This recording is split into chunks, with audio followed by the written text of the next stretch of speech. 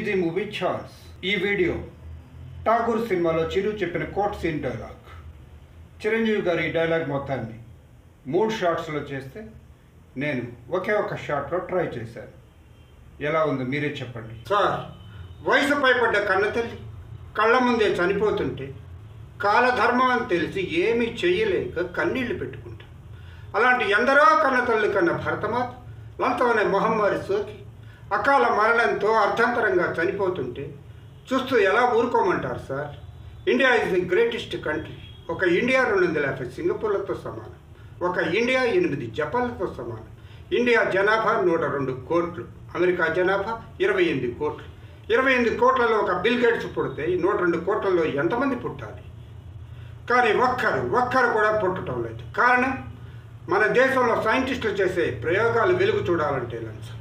మేధావుల మేధస్సు మన దేశానికి ఉపయోగపడాలంటే లంచం. అందుకే సార్, భవిష్యత్ బిల్ గేట్స్ మన దేశం వదిలి పరాయి దేశాలకి వలసపోతున్నారు. అక్కడ రాణిస్తున్నారు.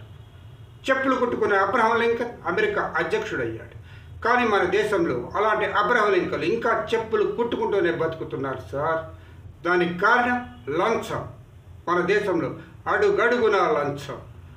మున్సిపాలిటీలో నీళ్లు రావడానికి లంచం, ఇల్లు కట్టుకోవటానికి లంచం, రేషన్ కార్డు ఇవ్వడానికి లంచం, ఆ రేషన్ తీసుకోవటానికి లంచం, రైతులకు రుణాలు ఇవ్వాలంటే లంచం, రుణాలు కట్టలేనప్పుడు ఆస్తులు నిలుపుకోవడానికి లంచం, ఆసుపత్రిలో బెడ్కు లంచం, తినే బ్రెడ్కు లంచం, ఆడపడుచులు ఆపరేషన్ లేకుండా సుఖంగా ప్రసవించాలంటే లంచం, బర్త్ సర్టిఫికెట్ లంచం, డెత్ సర్టిఫికెట్ లంచం.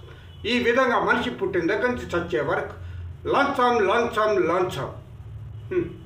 అగ్గిపెట్టెల నుండి రైలు పెట్టెలు దాకా అవినీతి నడుస్తూ ఉంటే బతుకు రైలు ఏ పట్టాల మీద నడపాలి సార్?